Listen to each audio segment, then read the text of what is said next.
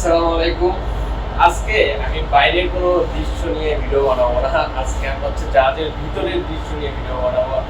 আমাদের engine room নিয়ে video বানাবো।